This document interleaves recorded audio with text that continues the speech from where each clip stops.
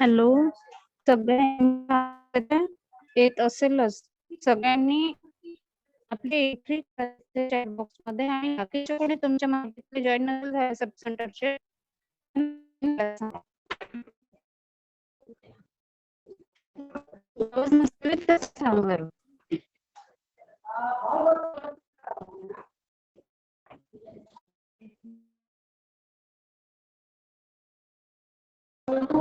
अभिषेक sir सुरू व्हायला वेळ आहे ना?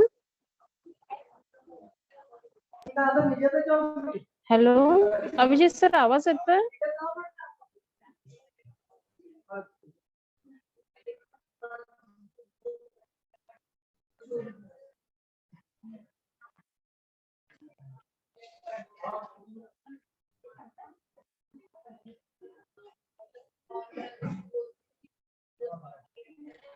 इथे आतापर्यंत 30 जण जॉईन झालेले आहेत. एएनएम सब सेंटरचे स्टाफ नर्स सगळे मिळून. त्यांनी आपलं नाव, सब सेंटरचं नाव आणि पीएचसीचं नाव चॅट बॉक्स मध्ये मेन्शन करा.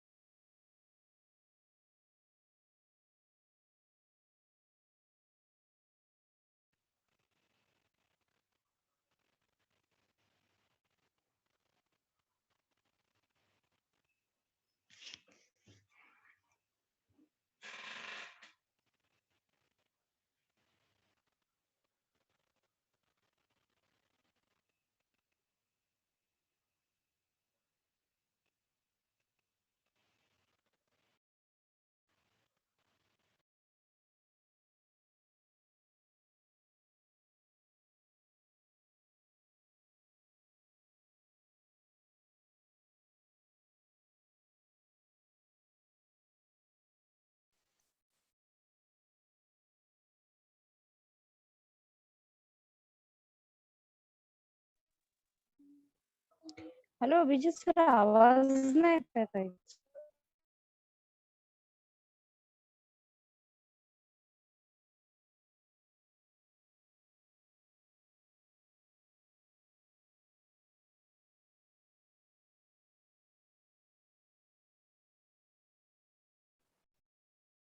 Hello madam. हेलो अभिजीत, आवाज आ रही है मेरी? यस मैम, आवाज आ रही है. आपको स्क्रीन शेयर करके देखना है मैम एक बार. हाँ हाँ, मैं करती हूँ शेयर.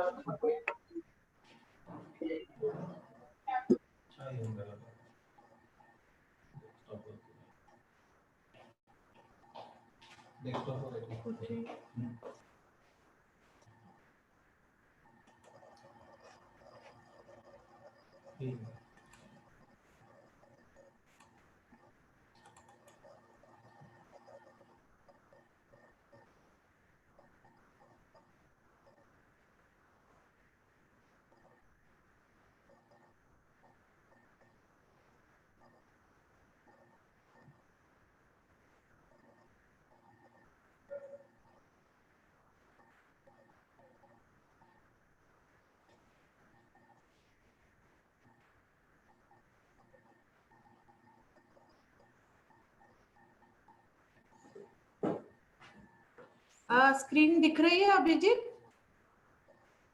यस मैम, दिख रही है बट हाँ, स्लाइड शेयरिंग अभी कर रही हूँ मैं. हाँ, अभी दिख रही है? यस मैम, अभी दिख रही है. ओके. तो सभी मतलब अभी कितने पार्टिसिपेंट ज्वाइन हुए? थोड़ा वेट करेंगे या शुरू कर देंगे?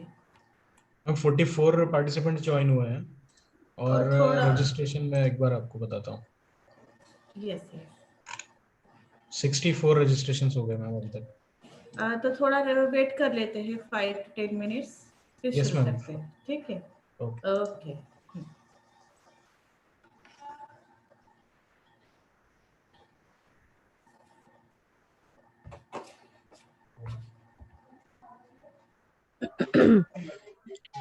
जे जॉईन झाले त्यांनी बाकीच्यांना जॉईन व्हायला सांगा, मेसेज कन्वे करा प्लीज.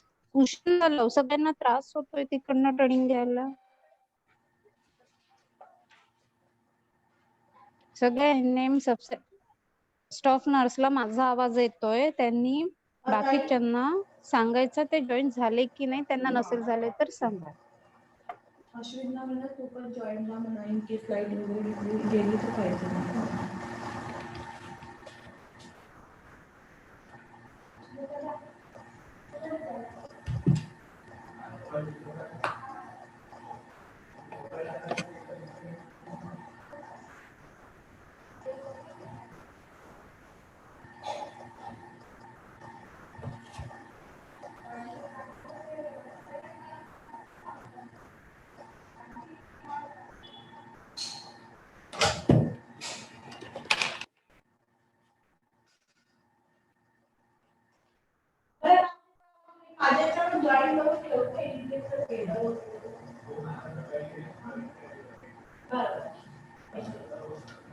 अभिजीत, हाँ यस मैम। हाँ स्टार्ट करवा. ठीक आहे मॅम। नमस्कार मंडळी, मी अभिजित कुसरे, एक्झिक्युटिव्ह एको इंडियामधून आपलं सर्वांचं स्वागत करतो. आणि आजच्या आपल्या या महाराष्ट्र राज्यातील IPC ट्रेनिंगसाठी सर्वांना मी वेलकम करतो. आणि डॉक्टर हिनाताई सलाम मॅडम, ज्या MODDT भंडारा आहेत, त्यांना मी आजचं 7वं मॉड्यूल सुरू करण्यात विनंती करतो. Thank you madam, please over to you. Good afternoon सगळे. सगळ्यांना माझा आवाज येत आहे? अभिजित तुम्ही सांगा, येत आहे ना? येस मॅम, येतोय आवाज. ओके. सगळ्यांना स्लाइड पण दिसून राहिलेली आहे. तर आजच्या मॉड्यूल 7 मध्ये आपण निगराणी करणे, म्हणजे निगराणी करणे असं म्हटलं तर एकदम थोडंसं डिफिकल्ट जातं, म्हणून सगळ्यांना सर्व्हिलन्स हा शब्द माहीतच आहे. तर निगराणी करणे हे आपलं मॉड्यूल 7 आहे. ठीक आहे. एक मिनिट.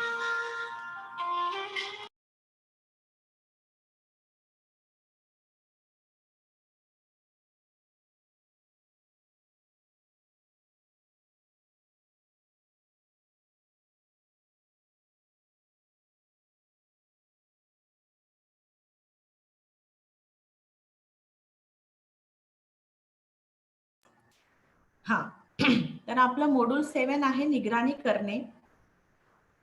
तर आपल्याला निगराणी करणे म्हणजे सर्व्हिलन्स करण्याचे मेन उद्दिष्ट काय आहे, आता हे शिकल्यावर तुम्हाला काय यायला पाहिजे. तर हे मॉड्यूल पूर्ण झाल्यावर खालील बाबी समजण्यास माझे सगळे जे पार्टिसिपेंट आहेत ते सक्षम होतील. काय तर निगराणीची उद्दिष्टे काय आहेत, निगराणीचे प्रकार काय आहेत, निगराणीचं चक्र काय आहे, आणि उद्रेक ओळखणे. उद्रेक म्हणजे आउटब्रेक काय आहे हे आपल्याला ओळखता आलं पाहिजे.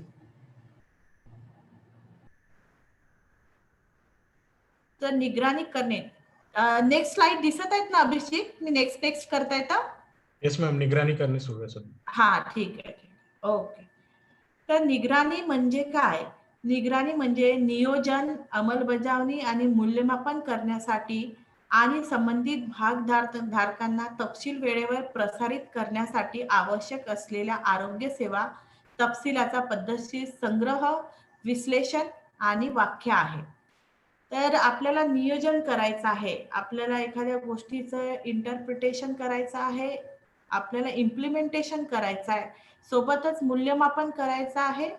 तर त्याच्यासाठी आपल्याला काय करावं लागेल, पहिले डाटाचं कलेक्शन करावं लागेल, त्याचं इव्हॅल्युएशन करावं लागेल, एखादी वाक्य तयार करावं लागेल, आणि त्याच्यानुसारच सर्व्हिलन्स म्हणजे आपण एखादी गोष्ट जास्त आहे, कमी आहे, की त्याचा दर वाढला आहे का, हे बघायला आपल्याला सोपं जातं. तर यालाच आपण निगराणी करणे असं म्हणतो. तर निगराणीची मेन उद्दिष्टे काय आहेत? स्थानिक स्वरूपाचा किंवा संसर्गाचा आधारभूत दर निश्चित करणे, म्हणजे आपल्याकडे जे आपण म्हणतो इन्फेक्शन काही कमी आहे का, जास्त आहे का, हे बघण्यासाठी आपल्याला सर्व्हिलन्स करणं खूप गरजेचं आहे. आरोग्य सेवा सुविधा अंतर्गत HAI काय acquired इन्फेक्शन त्याच्या दराची तुलना करणे, HAI कमी करण्यासाठी पुरावा आधारित आणि खर्च प्रभावी हस्तक्षेप सादर करणे, उद्रेक ओळखणे आणि नियंत्रित करणे आणि जे संसाधनाचे वाटप करण्यासाठी प्राधान्य क्षेत्र ओळखणे, म्हणजे जे पण काही आपल्याकडे रिसोर्सेस आहेत ते आपण कुठल्या ज्या हाय रिस्क एरिया आहेत तिथे आपण द्यायचे, हे आपल्याला या सर्व्हिलन्स नुसार आपल्याला कळते. ही आपले निगराणीची उद्दिष्टे आहेत. संसर्गाच्या प्रसाराचे परीक्षण करणे आणि ते ओळखणे, तसेच संसर्ग नियंत्रण आणि त्याच्या कार्यक्षमतेची संबंधित पद्धतीचे निरीक्षण करणे, संक्रमणाच्या पातळीत असामान्य बदल किंवा नियंत्रण उपाययोजना वेगवान अंमलबजावणीचा करणे, तसेच संक्रमण नियंत्रण समिती, वैद्य आणि नर्सिंग कर्मचारी यांच्या निकालाचा अभिप्राय देणे, म्हणजे जिथं पण इन्फेक्शन आहे त्याच्याबद्दलचा आपल्याला सगळी माहिती अद्ययावत करणे, हे आपल्या निगराणीची उद्दिष्टे आहेत. त्याच्यानंतर प्रतिजैविक वापर म्हणजे अँटीबायोटिकचा वापर किंवा प्रतिकार, त्याचा रेजिस्टन्स किंवा यूज याचे प्रशिक्षण करणे, ICP हस्तक्षेपाच्या यशाचे मूल्यमापन करणे आणि लक्षित हस्तक्षेप लागू करणे आणि सुरू असलेल्या प्रणालीमध्ये त्या प्रभावाचे मूल्यमापन करणे, म्हणजे आपल्याला सगळं तिथे जे पण आपण एखादी डेटा आपल्याला काढायचा आहे, आपल्याला काय जास्त आहे काय कमी आहे हे माहीत करून घ्यायचं असेल तर आपल्याला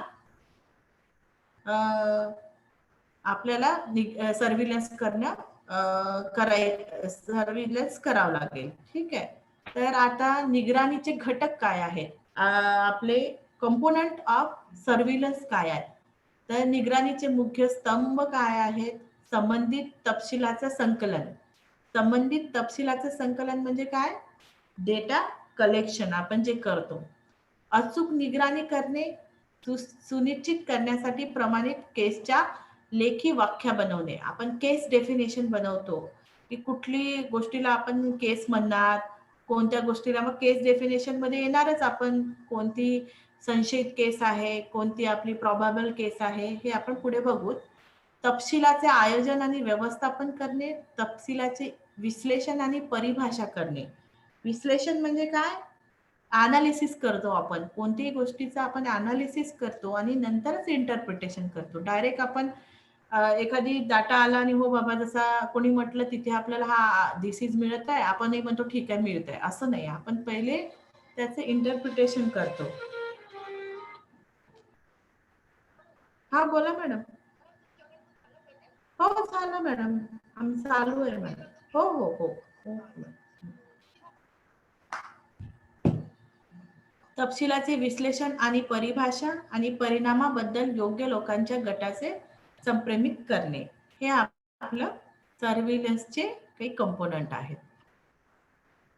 आता हे निगराणीचे चक्र, सर्व्हिलन्स सर्कल काय आहे, तपशिलाचे संकलन आणि एकत्रीकरण, आपण काय म्हणतो, आपण डाटा कलेक्शन करतो, हो की नाही, डाटा कलेक्शन करतो आणि त्याच्यानंतर त्याचा आपण इंटिग्रेशन करतो, म्हणजे आपण पहिले डाटा मागवतो आपल्या सगळ्यांकडून की काय आहे, तो डाटा एकत्र झाला की त्याच्यानंतर आपण त्याच्यामध्ये आपण त्याचं पूर्ण, म्हणजे 10 सब सेंटर असतील, तुम्ही 10 सब सेंटरचा डाटा मागवता आणि त्याला मग एकत्रित करतात.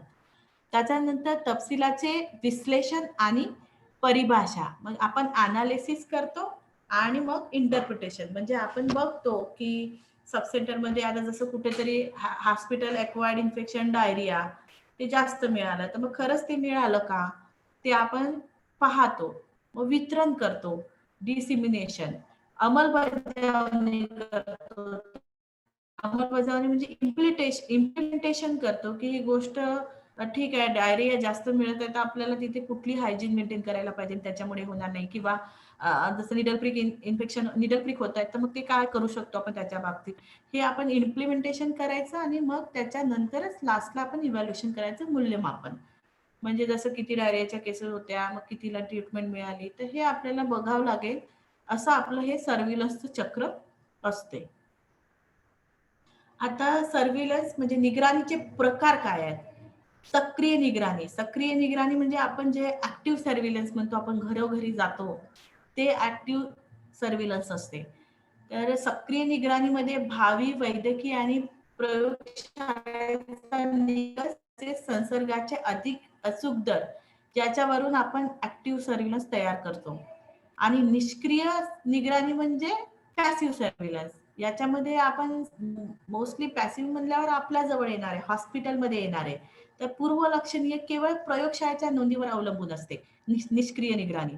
त्याच्यानंतर प्रक्रिया आणि परिणाम निगराणी म्हणजे आपण ज्या काही प्रक्रिया करतो, प्रोसेस करतो किंवा एखादी आउटकम होते, आपल्याला जे मिळतं त्याचवरही सर्व्हिलन्स ठेवणं गरजेचं आहे. वैद्यकीय रुग्ण आधारित निगराणी, प्रयोगशाळा आधारित निगराणी, अग्रक्रम निर्देशिक आणि सर्व समावेशक निगराणी, हे पुढे आपण बघूच.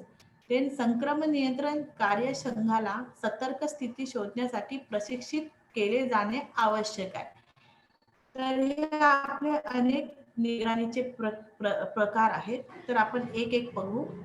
तर सक्रिय निगराणी, आपली ऍक्टिव्ह सर्व्हिलन्स आपण कुठं कुठं करायला पाहिजे, तर खाली ठिकाणी केल्या जाते. जसं शस्त्रक्रिया गृह आहे, अतिदक्षता कक्ष आहे, डायलिसिस कक्ष आहे, जडित कक्ष आहे, रक्त संक्रमण सेवा विभाग आहेत, खाद्य पदार्थ हाताळणारे जे विभाग आहेत तिथे, पिण्याचे पाणी जिथे ठेवले आहे तिथे, मध्यवर्ती निर्जंतुकीकरण सेवा विभाग आहे, इथे आपण सक्रिय निगराणी करतो, म्हणजे ती आपल्याला कंटिन्यू करावी लागते. त्याच्यानंतर प्रक्रिया आणि परिणाम निगराणी. तर प्रक्रिया म्हणजे प्रोसेस, कोणतीही प्रोसेस करते तेव्हा आपल्याला काय रिझल्ट मिळतो, आउटकम मिळतो, याच्यावरही आपल्याला, आपण कुठली प्रक्रिया केल्यावर कुठला आपल्याला आउटकम मिळत आहे त्याच्यावरही आपल्याला सर्व्हिलन्स ठेवणं खूप गरजेचं आहे. तर हे IPCच्या सराव आणि प्रक्रियेचे ऑडिट आहे, जसे की हाताची स्वच्छता याची खबरदारी मार्गदर्शिका. म्हणजे आपण जिथे हाताची स्वच्छता करत आहे, जिथे बेसिन आहे, तिथे एक पोस्टर लावलं असतं 6 स्टेपचं वगैरे, तर हे आपण फॉलो करतायत का याची निगराणी ठेवणे. परिणाम निगराणीचे उद्दिष्ट BSI, UTI इत्यादी सारख्या HAI घटना शोधणे हे आहे. आता BSI म्हणजे काय आहे, जसं बॉडी सबस्टन्स इन्फेक्शन, जसं हिपॅटायटिस B आहे, HIV आहे, हे जे काही इम्युनो कॉम्प्रोमाइज डिसीजेस आहेत, हे किती वाढत आहे आपल्या इथे, ते बघून आपल्याला आउटकम काय मिळत आहे ते बघावं लागतं. त्याच्यानंतर UTI म्हणजे युरिनरी ट्रॅक इन्फेक्शन जास्त प्रमाणात वाढत आहे का, म्हणजे आपण कॅथेटर टाकत आहे, कॅथेटर काढून झाल्यावर UTI मिळत आहे, म्हणजे हे एखाद्या प्रोसेसचं आउटकम आहे, याच्यावरही आपल्याला निगराणी ठेवायची आहे. तसंच प्रक्रिया निगराणीमध्ये देखरेख करण्याच्या पद्धतीमध्ये पुढील गोष्टींचा समावेश असतो. हाताची स्वच्छता, म्हणजे हाताची स्वच्छता करत असेल तर UTI होणार नाही किंवा दुसरे कोणते आजार होणार नाही. मूत्रमार्गात कॅथेटर घालणे, जेव्हा आपण कॅथेटर इन्सर्शन करत आहे तेव्हाही स्वच्छता ठेवणं गरजेचं आहे. मल्टीडोज वायलचा उपयोग करत आहे तेव्हा आपण कशा पद्धतीने करत आहे यावरही निगराणी ठेवणं आपल्याला गरजेचं आहे. सुरक्षित इंजेक्शन देण्याचा सराव असला पाहिजे. शस्त्रक्रिया जागेची तयारी करत असताना आपण ती कशी करता याचा सर्व्हिलन्स झाला पाहिजे. वास्क्युलर कॅथेटर टाकणे, कचरा वेगळा करणे, तीक्ष्ण हत्यारे हाताळणे, या ज्या प्रोसेस आहेत या वेळेस पण त्या आपण कशा करत आहेत, म्हणजे जसं ज्या सिनियर सिस्टर आहेत किंवा डॉक्टर्स आहेत ते आपल्या सिस्टर व्यवस्थित करत आहेत की नाही, किंवा स्टाफ एकमेकांवर, जसं LHV कॅटेगरी आहे ती ANM वर, ANM कॅटेगरी बाकी लोकांवर, म्हणजे असं तुमचे जे प्रोसेस असते ते आपण प्रत्येकाची निगराणी करत असतो. त्याच्यानंतर परिणाम निगराणी म्हणजे आउटकम सर्व्हिलन्स. याच्यामध्ये काय काय कशावर डिपेंड असतो, जसं जे पण आपल्याकडे HIA म्हणजे हॉस्पिटल अक्वायर्ड इन्फेक्शन दराची निगराणी, जसे जेवढे आपल्याकडे हॉस्पिटल अक्वायर्ड इन्फेक्शन होते हे किती प्रमाणात वाढत आहे याच्यावर आपल्याला निगराणी करणं गरजेचं आहे. जसं फॉर एक्झाम्पल शस्त्रक्रियेच्या जागेवर संक्रमण म्हणजे OT मध्ये जे इन्फेक्शन होतं ते किती प्रमाणात आहे, मूत्रमार्ग संक्रमण म्हणजे किडनी किंवा UTI इन्फेक्शन किती आहे, श्वसन प्रणालीचे संक्रमण, रेस्पिरेटरी ट्रॅक इन्फेक्शन किती होत आहे, रक्तप्रवाहाचे संक्रमण, ब्लडचे किती होत आहेत, जठर आणि आतड्यांचे संक्रमण म्हणजे ॲब्डोमिनल इन्फेक्शन किती होत आहे, हे आपल्याला सगळं मोजून काढून आपल्याला आपला हॉस्पिटल अक्वायर्ड इन्फेक्शनचा दर किती आहे हे आपल्याला मिळतं. आता वैद्यकीय रुग्ण आधारित निगराणी, जसं आता आपले जेव्हा आपण HAI ची मोजणी करतो तेव्हा जोखीम घटकांचे मूल्यांकन करणे आवश्यक आहे आणि IPCच्या तत्वाचे पालन करण्याच्या दृष्टीने रुग्णाची काळजी घेण्याची प्रक्रिया आणि पद्धतीचे परीक्षण करणे पण यात समाविष्ट आहे. म्हणजे पेशंट आपल्याकडे ऍडमिट आहे तर त्याची कशा पद्धतीने काळजी घेत आहे यावरही आपलं निगराणी असणं गरजेचं आहे. यासाठी वाढ फेऱ्या आणि काळजी वाहकाशी चर्चा करणे आवश्यक आहे. तर ही कोणती आहे, वैद्यकीय किंवा रुग्ण आधारित निगराणी. देन मायक्रोबायोलॉजी प्रयोगशाळा निगराणी.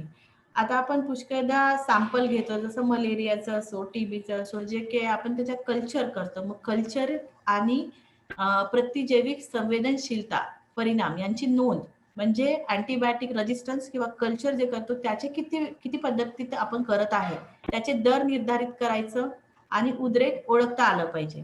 याच्यातून आपण मायक्रोबायोलॉजी प्रयोगशाळा यांच्यावर निगराणी ठेवू शकतो. प्रतिजैविक पॉलिसीसाठी अभिप्राय करणे म्हणजे अँटीबायोटिक पॉलिसी आहे त्याचे रिझल्ट पाहणे, UTI, BSI, MDR याची निगराणी यांचे निदान करण्यासाठी उपयुक्त असू शकते. म्हणजे आपल्याकडे कसं UTI इन्फेक्शन सोबतच काही इम्युनोकॉम्प्रोमाइज डिसीजेस याचं प्रमाण वाढलेलं आहे. MDRO म्हणजे मल्टी ड्रग रेझिस्टन्स ऑर्गॅनिझम आहे ज्याच्यामुळे TB जसं आहे याचं पण प्रमाण वाढत आहे. मग अशा वेळेस आपल्याला मायक्रोबायोलॉजी प्रयोगशाळेवर निगराणी ठेवणं गरजेचं आहे. तसंच नुसत्या प्रयोगशाळेचा अहवालावर आपण अवलंबून राहू शकत नाही. काही वेळेस नमुने योग्य नसतात आणि त्याच्यामुळे आपल्याला रिझल्ट व्यवस्थित मिळत नाही. काही जंतू वेगळे करण्यास पण कठीण असतात. मग अशा वेळेस आपण कल्चरच करू शकत नाही तर मग आपल्याला त्या डिसीजची पुरेपूर माहिती काढता येत नाही. जीवजंतू वेगळे ठेवणे वसाहतवादाने प्रतिनिधित्व करू शकते परंतु संसर्गाचे नाही. म्हणजे आपण म्हणतो की कल्चर बॉटल फुटली म्हणून इन्फेक्शन होते असं नाही जरुरी. काही केसेसमध्ये तसंही होते आणि काही केसेसमध्ये इन्फेक्शन त्या पद्धतीने होत नाही. तर यालाच आपण याच्यासाठीच आपल्याला मायक्रोबायोलॉजी प्रयोगशाळावर निगराणी करणे आवश्यक आहे. आता व्याप्ती अभ्यास म्हणजे काही आता तुम्हाला सांगते, म्हणजे आपण आपल्या सेटिंगमध्ये एकदम मराठी खूप बोलत आपल्याला कठीण जाते. इथे व्याप्ती अभ्यास म्हणजे प्रिव्हॅलन्स आहे. प्रिव्हॅलन्स स्टडी, आपण प्रिव्हॅलन्स स्टडीसाठी मी तुम्हाला एक प्रिव्हॅलन्स आणि इन्सिडन्स जे आपण शब्द दोन वारंवार वापरतो यासाठी एक खूप चांगलं उदाहरण देते. जसं एखादे हॉटेल आहे त्याच्यामध्ये आपण जसं गेलो ते 9 वाजता खुलतं आणि 5 वाजता बंद होतं. तर आपण 12च्या सुमारास तिथे गेलो आणि 12 वाजता तिथे गेलो. 12 ते 1 मध्ये आपण विचार केला की तिथे किती लोक आहेत. तर पहिले तिथे 10 लोक बसले होते 12 वाजता. तुम्ही 1 तास तिथे थांबला आणि तिथे 5 आणखी लोक आले, म्हणजे 15 लोक मिळाले.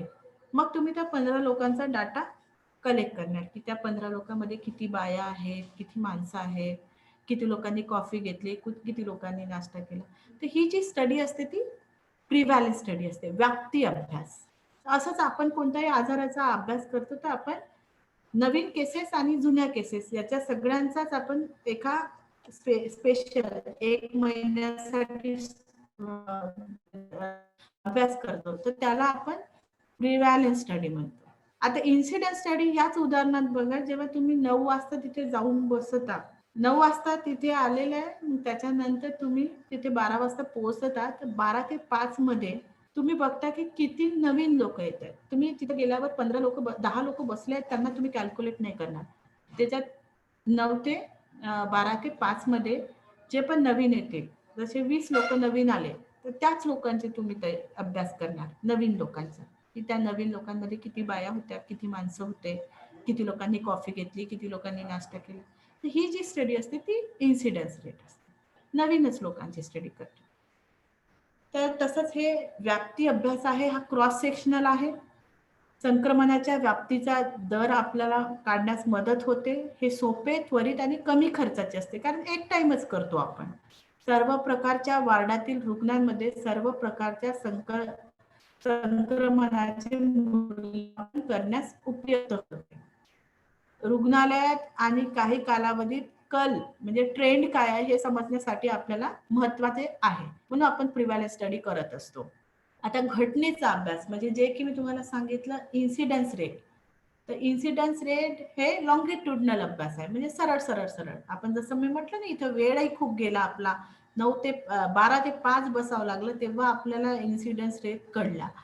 तर इथे आपल्याला इन्सिडन्स रेट करतो, संक्रमणाच्या घटना दरात मदत करते, खर्चिक आहे, वेळ खाऊ आहे, पण तरी आपण स्टडी करत असतो. जोखमीच्या घटनांना संक्रमणाशी जोडण्यासाठी, कलाचे अनुसरण करण्यासाठी आणि दर शोधण्यासाठी उपयुक्त आहे. सहसा रुग्णालयाच्या उच्च जोखीम कक्षामध्ये केले जाते, म्हणजे जसं आयसीयू आहे, आयसीयू मध्ये किती नवीन रुग्ण भरती आहे, किंवा बर्न वॉर्ड आहे, इथे किती नवीन रुग्ण भरती आहे, याच्यावर आपली निगराणी ठेवणे हे पण खूप गरजेचं असते. केस ओळखणे. आता केस ओळखणं काय आहे? केस ओळखण्यामध्ये आपल्याला केस स्टडी म्हणतो आपण. तर याच्यामध्ये आपण केस स्टडी कुठली केस असेल तर आपण कशी ओळखणार? त्याच्यामध्ये प्रवेश म्हणजे ऍडमिशन, पेशंट कधी येत आहे, सोडणे, डिस्चार्ज, मग प्रयोगशाळेच्या नोंदी, रुग्ण सारणी इत्यादी सारख्या रुग्णाच्या तपशिलाची तपासणी करून निगराणी केसेस आपण शोधू शकतो.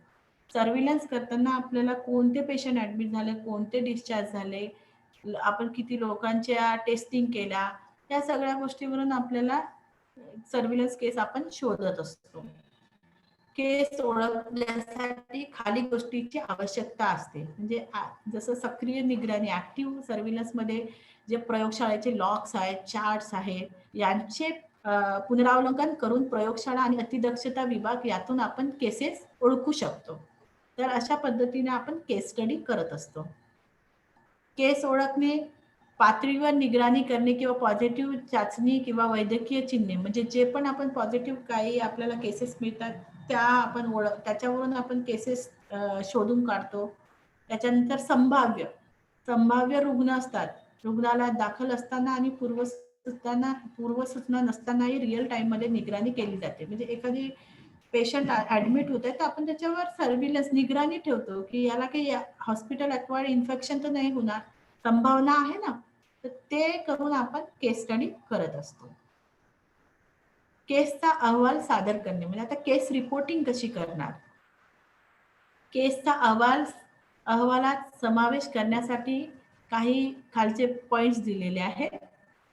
HAI केस परिभाषेची पूर्तता करणे, म्हणजे आपल्याला पहिले केस काय आहे हे आपल्याला ठरवावं लागेल. जसं घटनेची तारीख, एखादी पेशंट आपल्या हॉस्पिटलमध्ये भरती झालेला आहे, आज भरती झालेला आहे आणि उद्या त्याला एखादी नवीन इन्फेक्शन लागलेलं आहे, म्हणजे घटनेची तारीख ही जर मोर दॅन रुग्णालयात दाखल केल्यापासून 2 कॅलेंडर दिवस, ज्यात रुग्णाची दाखल करण्याची तारीख म्हणजे 1 दिवस, म्हणजे ऍडमिशन ज्या दिवशी होत आहे पेशंटचा तो आपण पहिला दिवस म्हणतो, आणि तिसऱ्या दिवशी त्याला जसं UTI झालं तर मग हे हॉस्पिटल अक्वायर्ड इन्फेक्शन आहे. पण जर तो आला आहे त्याच दिवशी त्याला UTI असेल तर ते हॉस्पिटल अक्वायर्ड इन्फेक्शन नाही असणार. ठीक आहे, तेच लिहिलेलं आहे. घटनेचा दिवस हा जर मोर दॅन आपल्या निगराणी कक्षाच्या प्रवेशाच्या तारखेपासून 2 दिवस आणि निगराणीत प्रवेश केलेली तारीख म्हणजे पहिला दिवस असेल तर आपण त्याला हॉस्पिटल ॲक्वायर्ड इन्फेक्शन म्हणतो. पूर्वीची ओळखलेल्या HAच्या इव्हेंट्स टाइम फ्रेम मध्ये कार्यक्रमाची तारीख उद्भवत नाही. म्हणजे जसं आपण पहिलेच म्हणत आहे, आपण एखाद्या वॉर्डमध्ये पेशंट ठेवलेले आहेत, 4 डेंग्यूचे पेशंट ठेवले आहेत, दुसऱ्या बाजूला 5 साधे पेशंट ठेवलेले आहेत. मग आपण जसं आपण म्हटलं की इकडे 4 डेंग्यूचे पेशंट आहे आणि इकडचे 5 डेंग्यूच्या पेशंटपैकी 3 पेशंटला पुन्हा आपल्याला डेंग्यू मिळाला 5व्या किंवा 6व्या दिवशी, तर हेही हॉस्पिटल ॲक्वायर्ड इन्फेक्शन असू शकते. तर इथे मग पहिले आपण म्हणत आहे डेंग्यूचे पेशंट इथे ठेवत आहे आणि इथे होत आहे, तर हे मग इथे आपल्याला काही टायमाचं बघावं नाही लागलं. ठीक आहे. प्रामाणिक केस अहवाल नमुना पूर्ण भरला पाहिजे आणि केसचा अहवाल दाखल केल्यावरच सादर केला पाहिजे. आता एक प्रकरण जे आपण स्टडी बघू. आपण XYZ रुग्णालयात संक्रमण नियंत्रण प्रतिबंधक म्हणून काम करता. आपण युनिट 1 वर फेऱ्या मारत आहात आणि चार्ज परिचारिकेने युनिटवर अतिसाराची 6 प्रकरणे नोंदवली आहेत. आपण इतर परिचारिकेकडून ऐकले की अन्य 4 परिचारिका गॅस्ट्रोइंटेस्टिनल आजाराने बाधित आहेत. आपल्याला उद्रेक होण्याची शंका आहे का? आउटब्रेक, आपण आउटब्रेक आहे असं म्हणू शकतो का? कारण आता आपल्या डेफिनेशन नुसार आपण जेव्हा म्हणतो की 5 किंवा 5 पेक्षा जास्त केसेस असल्या तर आपण उद्रेक आहे म्हणतो. तर इथे तर 6 नोंदवलेले आहेत. तर उद्रेक असण्याची शक्यता आहे, परंतु आपल्याला त्याच्यासाठी पहिले काय करावं लागेल? पूर्ण उद्रेकाचा अभ्यास करावा लागेल. खरंच त्याची एक डेफिनेशन तयार करावं लागणार की पेशंट आहे त्याचे सगळ्यांचे सिम्पटम्स सारखे आहेत का, त्याच्यानंतर त्यांचं आपण कसं काय म्हणजे त्याची पूर्ण स्टडी करणार आणि मगच आपण उद्रेक आहे की नाही हे ठरवणार. आता उद्रेक विरुद्ध खोटे उद्रेक, आपण म्हणतो ना आउटब्रेक किंवा सूड आउटब्रेक. म्हणजे आउटब्रेक आहे, उद्रेक आहे, पण कधी कधी उद्रेक नसतो पण तरी आपण उद्रेक आहे असं म्हणून देतो. तर उद्रेक म्हणजे काय? वैद्यकीय रोग आणि वैद्यकीय संबंधित प्रयोगशाळा अहवालात वाढ होणे. ठीक आहे.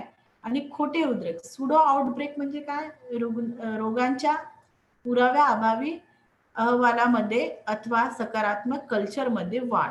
म्हणजे जसं कसं आहे, या महिन्यामध्ये जसं आपण RT-PCR बघू, RT-PCRचे सॅम्पल खूप सारे गेले. आता तिथला स्टाफच पॉझिटिव्ह होता, त्याच्यामुळे टेस्टिंग झाल्या नाही या महिन्यात, म्हणजे 15 दिवसात, आणि लगेच तो स्टाफ झाला आणि मग खूप टेस्टिंग केल्या. मग असं वाटलं की खूप साऱ्या केसेस वाढल्या. तर हा काय झाला? सुडो आउटब्रेक झाला. म्हणजे फक्त काम मागं राहिलं म्हणून ऍट अ टाइम खूप सारे दिसले, तर हा आउटब्रेक नाहीये. पण जर एखाद्या गावामध्ये एक लग्न होतं आणि तिथे जेवण केल्यानंतर 15 ते 20 लोक संडास हागवण लागली म्हणून आले, तर मग हा आउटब्रेक असू शकते. तिथे त्या गावामध्ये तो आउटब्रेक असू शकतो. असं म्हणजे तिथे रिझन आहे. इथे बिना रिझन आपण फक्त स्टाफ सुट्टीवर गेला आणि मग उशिरा आपण टेस्ट केला आणि म्हणून केसेस वाढल्या, तर हा सुडो आउटब्रेक आहे. ठीक आहे.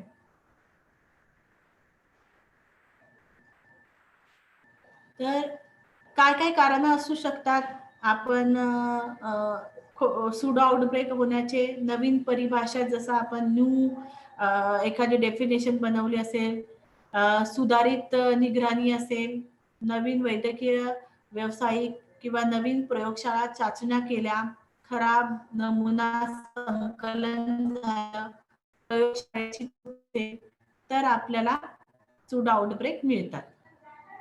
तसेच उद्रेकाच्या जंतूच्या संसर्गाची पद्धत, सामान्य स्रोत आहेत, मानवी जलाशय, क्रॉस संसर्ग, एअरबॉर्न, पर्यावरण विषयक काही गोष्टी आहेत ज्यामुळे पण सुडो आउटब्रेक होऊ शकतात.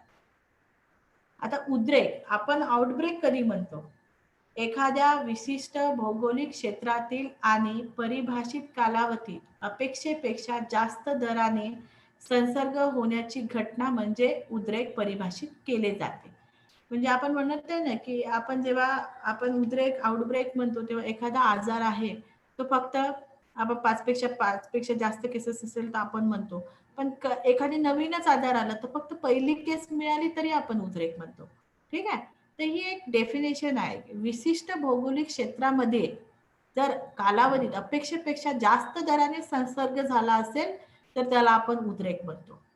रुग्णालयात उद्रेक होण्याची शक्यता आरोग्य सेवा कर्मचारी आणि रुग्णालयात चालू असलेल्या सक्रिय निगराणीद्वारे केली जाऊ शकते. उद्रेक त्वरित किंवा एक कपलयुक्त म्हणजे इन्सिडियस सुरुवात आहे ती, म्हणजे हळूहळू करायची आहे. एखाद्या रुग्णापासून रुग्णास प्रसारातून किंवा सामान्य स्रोताच्या संसर्गातून मुळे उद्भवू शकते. उद्रेकाचे अन्वेषण म्हणजे अनालिसिस खालील बाबींसाठी केले गेले पाहिजे. आता वेळ, ठिकाण आणि व्यक्ती या संज्ञामध्ये उद्रेकाची विशालता परिभाषित करतो. आपण टाइम, प्लेस अँड पर्सन, कुठलाही आजार मिळाला तर आपण कुठल्या वेळी मिळाला, कुठल्या ठिकाणी मिळाला, कोणत्या लोकांमध्ये मिळाला हे आपण विचारतो ना, त्याच्यावरूनच आपण उद्रेक आहे की नाही हे ठरवत असतो. उद्रेकाचे कारण आणि संसर्गाची पद्धती आपल्याला ओळखता आली पाहिजे. उद्रेक आपल्याला जर समजा आपण म्हणत आहे आउटब्रेक झाला आहे तर त्याचं नियंत्रण करता पण आलं पाहिजे. भविष्यात अशा प्रकारचे उद्रेक प्रतिबिंबित करता आले पाहिजे आणि विद्यमान संसर्ग प्रतिबंध आणि नियंत्रित धोरणाचे मूल्यमापन पण आपल्याला करता आले पाहिजे. म्हणजे आपल्याला त्यांच्यावर ऍक्टिव्हिटी करून ते न व्हावे याकडे आपल्याला लक्ष द्यावं लागेल. आता उद्रेकाचा तपास म्हणजे आउटब्रेक इन्व्हेस्टिगेशन कसं करणार आपण, कारण की आपण उद्रेक आहे म्हणताय तर आपल्याला त्याच्यासाठी काहीतरी स्टेप आहेत त्या आपल्याला करावं लागते. निष्कर्षाची पडताळणी करणे म्हणजे जे पण आपलं आहे डायग्नोसिस ते व्हेरीफाय करावं लागेल आपल्याला, बरोबर आहे की नाही ते आपल्याला बघावं लागणार. उद्रेकाच्या अस्तित्वाची पुष्टी करणे, खरंच उद्रेक झाला की नाही हे आपल्याला माहिती करून घेणं गरजेचं आहे. महत्वाच्या भागधारकांना चौकशी संबंधी माहिती देणे, केसची परिभाषा करणे म्हणजे केस डेफिनेशन पण आपल्यालाच ठरवावं लागते की खरंच ती केस आहे की नाही. प्रकाराने ओळखणे आणि त्यांची संख्या मोजणे आणि माहिती संकलित करणे.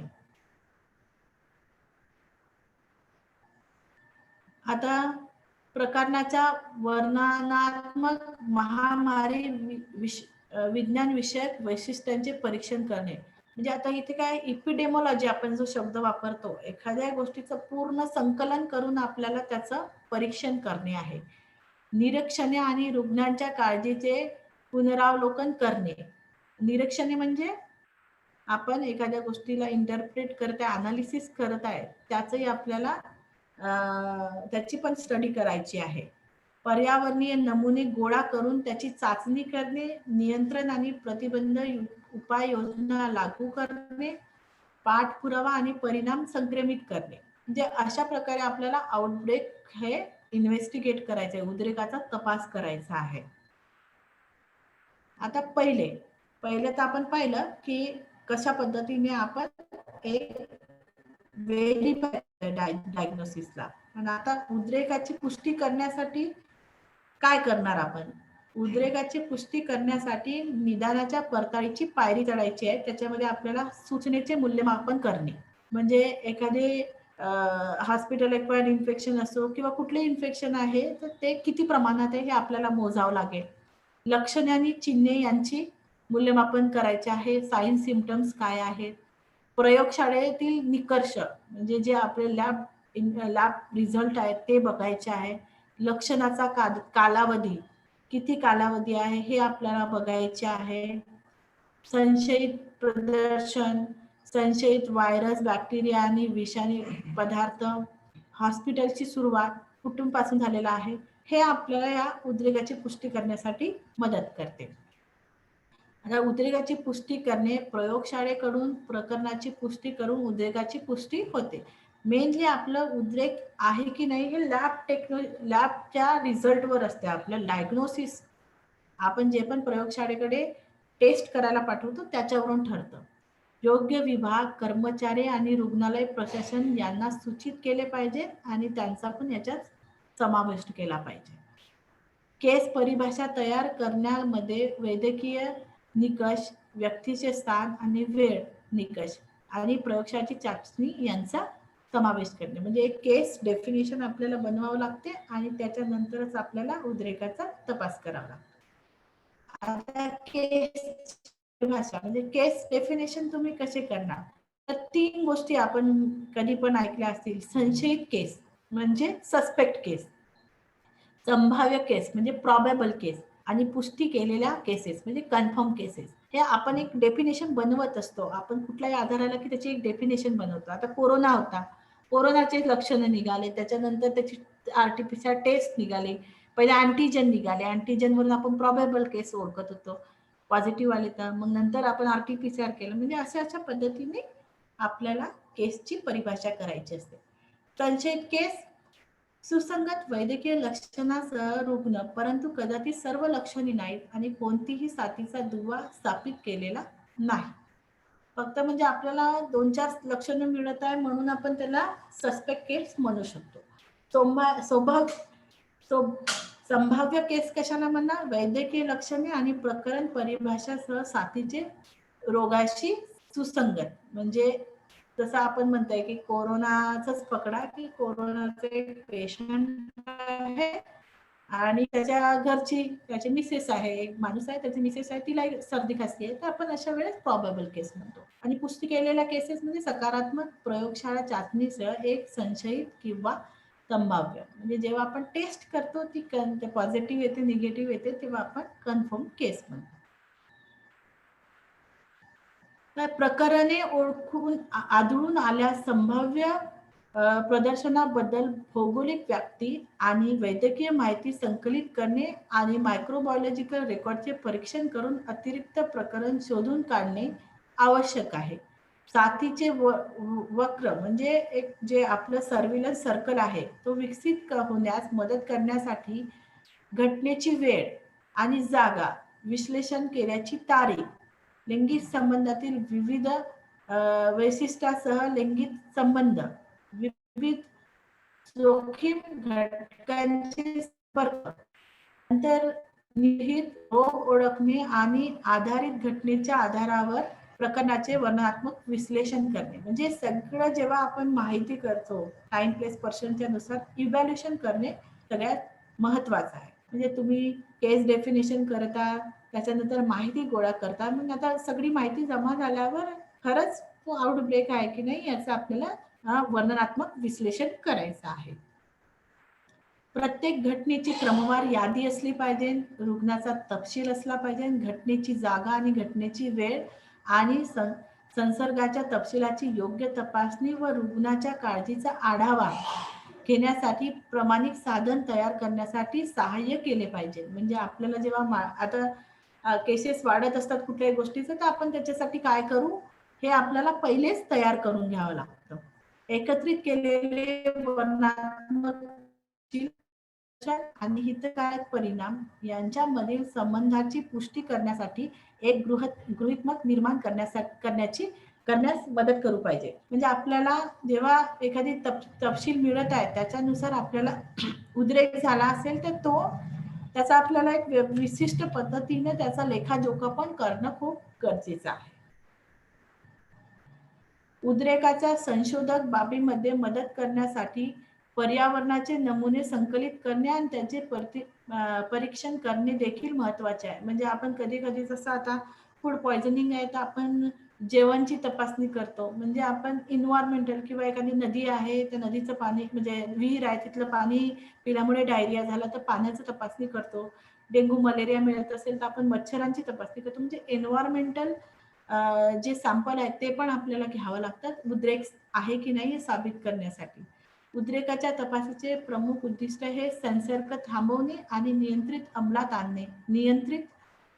आणणे आणि प्रतिबंधक उपाययोजना करणे हे आहे. पुढील संक्रमण टाळण्यासाठी निष्कर्षांचा अंतिम रूप देणे आणि निष्कर्ष संप्रेमित करणे महत्वाचे आहे. म्हणजे तुमचा जो रिझल्ट मिळते ते आपलं हे उद्रेक कमी करण्यासाठी मदत करते. तर या सगळ्या आजच्या सेशनचा लक्षात ठेवण्याचा संदेश हाच आहे की हॉस्पिटल एक्वायर्ड इन्फेक्शन म्हणजे HAIचा संसर्ग दर, गुणवत्ता आणि काळजीच्या सुरक्षिततेचे सूचक आहे. म्हणजे आपल्याला सर्व्हिलन्स आपण निगराणी केलं तर आपण कुठला हॉस्पिटल एक्वायर्ड इन्फेक्शन कमी करू शकतो, कुठलं नाही हे आपल्याला लक्षात येते. निगराणीची प्रक्रिया विकसित करून या निदर्शनाने निरीक्षण करण्यास आणि संसर्ग नियंत्रण कार्यक्रमाच्या प्रभावाचे मूल्यमापन करण्यास मदत होऊ शकते.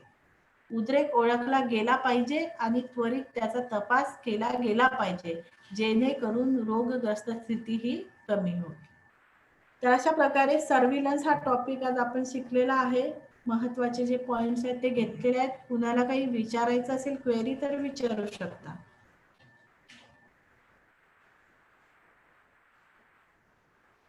एक मला असं वाटते थोडी एक सायकोलॉजी थोडी मिस झाली माझ्याकडून. मी पुन्हा ती एक सांगून देते तुम्हाला.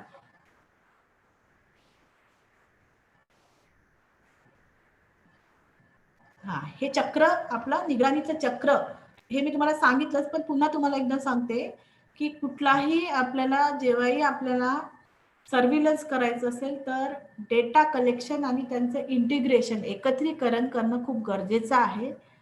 तपशिलाचे विश्लेषण आणि परिभाषा, कुठलीही गोष्टीचं आपल्याला इव्हॅल्युएशन आणि इंटरप्रिटेशन करणं हे खूप गरजेचं असते.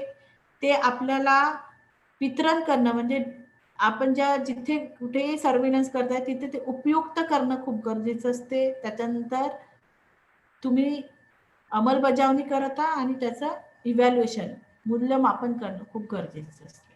अशा प्रकारे आपण सर्व्हिलन्स प्रत्येक ठिकाणी करत असतो. तर कुणाला काही क्वेरी? अभिजित, हॅलो.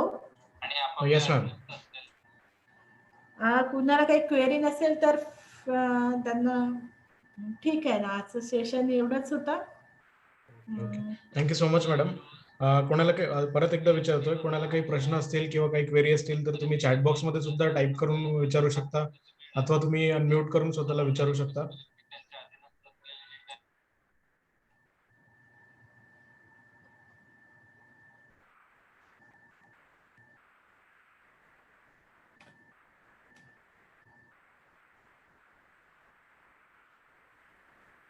मला असं वाटते अभिजित की कुणाला क्वेरी नाही आहे. थोडासा म्हणजे सिंपलच टॉपिक आहे जे सर्व्हिलन्स, त्याच्यामुळे सगळ्यांना कळलं असेल. तर थँक्यू सो मच, सगळ्यांनी पेशन्स देऊन ऐकलं. ठीक आहे अभिजित. मग yes ma'am, thank you so much ma'am. Doctor Shafia ma'am, if you want to say something towards और सम लाइक. नाही, ठीक आहे ना. Okay, thank you ma'am, thank you. Session close करण्यापूर्वी सर्वांना एक विनंती आहे की मी चॅट बॉक्स मध्ये एक लिंक टाकली आहे, फीडबॅक लिंक. सर्वांनी या सेशन बद्दल तुम्हाला काही कॉमेंट्स असतील किंवा काही बोलायचं असेल तर तुम्ही त्या लिंकवर क्लिक करून देऊ शकता. आजचं सेशन कसं वाटलं किंवा हा प्रोग्राम तुम्हाला कसा वाटतोय, याचा फायदा होतोय काय, ते सगळं तुम्ही त्या कमेंट सेक्शन मध्ये तुम्ही लिहू शकता. तर सर्वांना विनंती राहील की जास्तीत जास्त नंबरमध्ये आपल्याला फीडबॅक द्यायचा आहे.